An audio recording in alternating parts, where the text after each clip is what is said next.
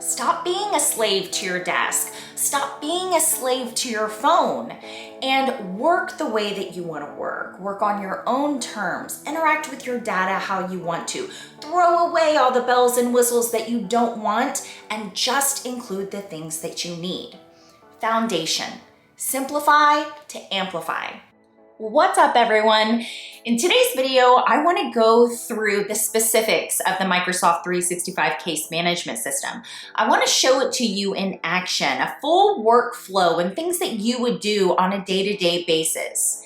You know, it starts with an email, and that email comes to you and it's got some attachments. You have to save those attachments. Maybe you've got to diary something. Maybe you've got to delegate a task. These are all day-to-day operations that we take on a daily basis as paralegals, as attorneys, and a lot of us don't fit into cookie cutter systems. A lot of us can't pay for those cookie cutter systems. And so for years, I've been developing a system with leveraging the power of Microsoft 365.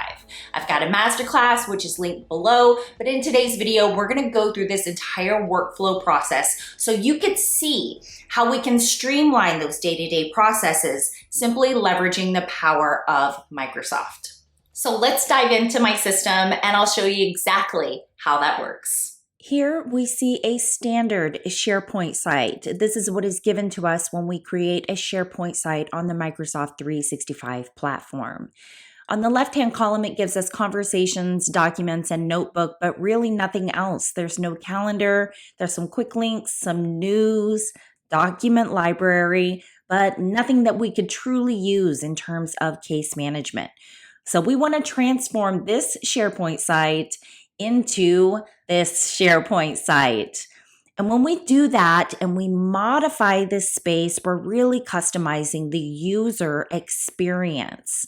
So going through this, we have an e-distribution list, we have case contacts, a service list, case links, case calendar, recent activity of anything and everything that's been going on in your SharePoint site, documents for document management, as well as your task list. So this is Planner working for you on the home page of that SharePoint site, just like documents. We've got both of those in the left-hand column.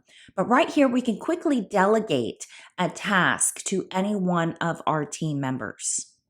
In addition to that, we have case news. Maybe we want to update our team about settlement negotiations or a recent conversation that we had with a client. But going into this left-hand menu here, we have the home page, we have a calendar, we have email, documents, indexes. This is for general litigation. This is the template that I've prepared right here. And this comes loaded with all of the index that I could possibly need for my case. Pleadings, an index for orders, and all I have to do is click new and add a new item. I've got one for written discovery, one for depositions. I've got one for plaintiff's document production as well as defendant's document production. In addition to that, I've also got an index for records and liens, because you really want to track those liens sometimes when you're working general litigation. And I can click see all and go into any one of these indexes a little bit further. Click new and simply add my record. Going back to the navigation menu, you see here we have notebook, overview, and planner. So in overview here, we're really looking at the overview of what is in Planner. Are we turning in tasks late? Are things in progress? Are we on time? Are things looking good in our case, and who is doing what? We delegate through Planner, but we can take a look at this overview page and find out really what is going on. And we have teams. Now, people are loving teams. They're spending a lot of time in teams, and you can live in teams if you want to, because you have the ability to onboard everything from your SharePoint site into your team's group. Right here, we have the document library, which is everything that was in that SharePoint site. We can even go back to that SharePoint site if we want to. We have the calendar, we have the planner. And what's great about using Planner in Teams is the fact that we have multiple views. We can view it in bucket or assigned to or progress. And we don't just have board, we have list. And you can see the bucket is there right there on the right, but you can view your tasks now in list form or in board form.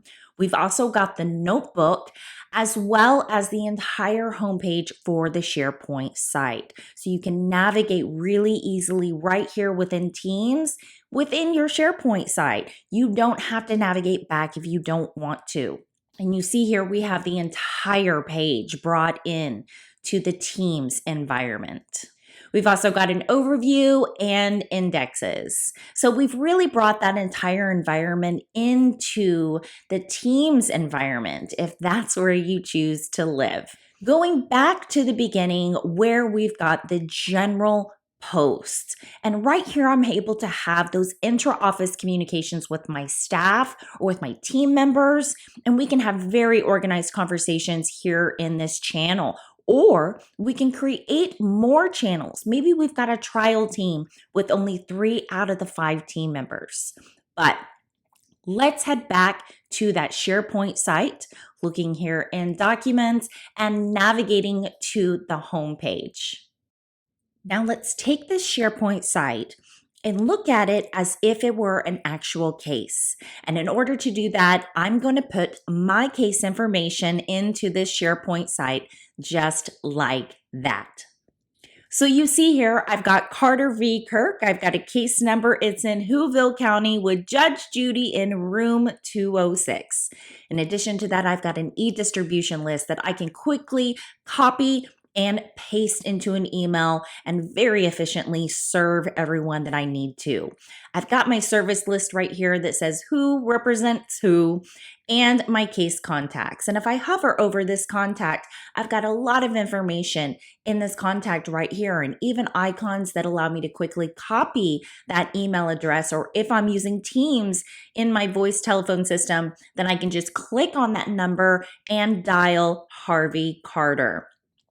If Harvey Carter and I exchanged any files and emails, they would be stored here. And in this overview, you notice LinkedIn. So LinkedIn is now owned by Microsoft and it has been incorporated here. You can also send an email right to Harvey from here. So you see there is an enter new contact button that allows us to really guide that user and where they need to go to enter those case contacts. Moving on, we have case links and case calendar. We have recent activity and documents. And you see here, there's this email that came in, and we probably need to go and take a look at that email. So we're going to go into the group email right here, and I see this email right here at the top. There are 2 attachments in this email, a motion and notice of motion, and when it is being presented next Thursday at 9 a.m. We're going to save this to group library. Now I can do that one at a time, or I can save all of these to group library, both attachments. Let's click this button right here, get everything into the group library. So I can go over here right in the middle underneath the general litigation, click the ellipses, and navigate back to the site right from the dedicated inbox for that SharePoint site. If I scroll down and I look at recent activity, I can even see that 2 new items were saved. So I'm going to go here into Documents, and we have a folder for email attachments. Looky there, both of the email attachments. So I'm going to click these because I need to move them to where they actually need to go into pleadings. So I'm going to click on pleadings. I'm going to go into file stamp pleadings because that's what I got. So let's go back into documents and we're going to navigate into that pleadings folder. Go into file stamp pleadings. But before we do, notice that I have a link to my index and I've got my caption service list right there so I can just hit the ground running. There we go. That's the motion. That's the notice of motion. So it made that transition from the email very easy. And looking at indexes, I've got a pleadings index here. So I need to go ahead and add a new item and add what I just got. So I just got a motion for extension of time. I'm going to go ahead and enter the date that it came in, the date that it was filed. I'm also going to enter the party who filed the document. And maybe I have some notes on this. Maybe I want to note that it's the first time that they're requesting for an extension. If I wanted to, I could add an attachment, but we're not going to do that here today. Instead, we're just going to save this item.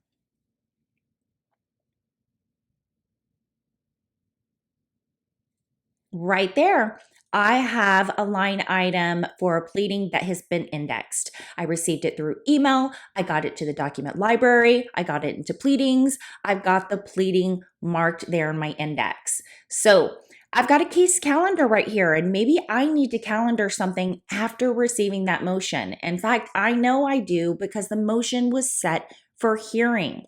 So I need to go ahead and mark this motion down for next Thursday at 9 a.m. Here I've got a new event, and I'm going to go ahead and add all of the information about this event and invite the SharePoint site, invite my team members so everybody stays in the know.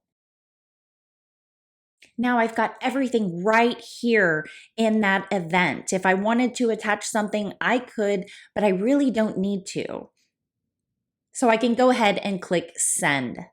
Navigating back to the home page of the SharePoint site, you see right here in the calendar, scrolling down, we've got defendant's motion for extension of time right here. Everybody stays in the know. It's on my calendar, it's on their calendar, it's on the SharePoint calendar, and that's part of having this really awesome collaborative space. So in addition to that motion, maybe I need to file a response. So I'm going to delegate a task right here in Planner showing on my home page. So I'm going to enter the title of my SharePoint site, get in the item that I need to do, set a due date, assign myself to it because I'm the one that's going to be preparing this motion, but I just need it on my to-do list. So I want to add that task. And there I go. I now have something tangible that says I need to get a response done. It's right there on that homepage for all of my team members to see. I can even onboard this planner to my Outlook calendar if I wanted to.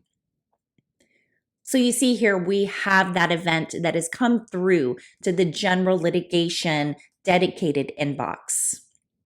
Now, right here, I have an email that didn't land into that dedicated inbox right away. So I need to forward it to that SharePoint site. Or I could reply to this person and BCC the general litigation or my SharePoint site, and it will get filed away. This communication and the file attachment will get filed away in that dedicated inbox. And as a byproduct of that, if they are following that SharePoint site in their inbox, they will receive a copy of this email in their inbox as well. Right there, it came through to the dedicated inbox. So it's digitally filed away right there. And now that it's in this dedicated inbox, we can click here, we can save to group library, and we know what it does from here. It goes right into that email attachment folder, and we can move it from email attachment into research, because that's where this is going to go. That's what Winston wants us to do, is save it into research. But let's go back to Planner for a minute, because he also wanted us to make this telephone call. He also wanted us to schedule this telephone call. So let's schedule this telephone call, set a due date, and because I don't have Winston in here, I do need to assign this to myself. And there you go. So we see if we navigate to the homepage of the SharePoint site, that telephone call, that task is sitting right there on our homepage that we need to schedule that telephone call with the client. So I'm going to navigate up here. I'm going to enter a new event to schedule that telephone call. I've already called the client. He told me when he was available. So I'm just going to go ahead and get it in here in the calendar. So I've got all of my information right here in the event. Winston knows he has a telephone call with Harvey. So I'm going to click send and bring that item into the SharePoint site and into our calendars. And there we see that telephone call right there. So by optimizing this event for Winston, I want to bring it into the notebook, that dedicated notebook that is in the SharePoint site. In order to do that, I'm going to go into the event that is in my calendar. Right up here, I have a notebook icon. I want to click on that icon and choose the notebook that it should go into. Now, of course, we're going to choose this Carter notebook. Once you've got it into the notebook, you can go ahead and click Open in Notebook. Now, this is really cool because it brings all of that information right into your notebook. When and what time it's supposed to go, and you're ready to hit the ground running. Now, something else to note in this is that we see here the meeting date and time. So we know that the time for this meeting is supposed to start at 1 p.m. But what if we're billing by the hour? Maybe we want to note the time that this telephone call ended. So right after you're done, go ahead and note when the meeting ended, and it makes it very easy to track your time when it's billable. Navigating back to the homepage of the SharePoint site, which we can easily do right here. Now that I went ahead and scheduled that telephone call, I can actually mark that task complete. But I forgot about the research that I just saved. So I'm going to go ahead and go into that document library, click on that research. We're going to move it out of email attachment into the research folder, move here, and voila, it will be there waiting for us. And we can search this entire library, which you can see right there up top. We can also sync this document library to our local machine, map it to our file explorer, and navigate to our document library as if it were part of an internal server. So since we scheduled that call just like Winston wanted us to, we need to navigate down to the planner section right on our homepage and mark that task complete. We'll click the bubble next to the task. It marks it complete. If I bring out show everything that's completed, you'll see it completed right here. Now let's head over into the overview and check out what that looks like. So you see here we have one task left. This is what we've completed. This is what we've done. Everything is going according to plan. And that right there, ladies and gentlemen, is your normal workflow process. We received an email, we saved it, we saved the file attachments, we marked something in our calendar, we gave a couple of tasks, we marked in our calendar again, we completed one of those tasks, and everybody was in the know. So you see, this process is quite easy leveraging the power of Microsoft 365. At the root of anything that we manage in our cases, we need everything that is foundation. We need email management, we need calendar management, contacts management, document management. We need team task delegation. We need individual task management. We need all of these things to be able to function on a day-to-day basis. We need to be able to interact with our data and interact with our team members on our own terms. And unfortunately, a lot of the systems out there just don't allow you to do that. They don't allow you to access your data on multiple devices. They don't allow you to access your data on the cloud. And if they do, it's a singular access point. So if that access fails, then you lose your data. So if we actually take a step back and look at the root of case management and what we actually need foundationally to function, Microsoft 365 gives us everything that we could possibly need and then some. But in my masterclass, I go through all of those processes and I teach you how to use those separate applications in Microsoft 365 and execute them in terms of case management. I have spent over 23 years in the legal industry, and many of those years I've spent as a litigation paralegal. I understand the volume of data that goes through our cases and the need to manage them now on a digital level. So it is actually one of your own that has created this system. I have tested this system for 4 years. I beta tested this system for another year, and I've been doing the masterclass now for a little bit under a year. It has worked amazingly, and we have hundreds of students all over the world who are benefiting from using this system. And last week, I released a video showing how we saved a law firm well over $10,000 annually in case and practice management systems cost, simply because they started using this system. They stopped using systems like Smokeball and Clio and Practice Panther because they didn't fit into those cookie cutter systems. And if you don't fit into those cookie cutter systems, then try the Microsoft 365 case management system. Give yourself the ability to customize your workspace. Give yourself the gift of efficiency and productivity.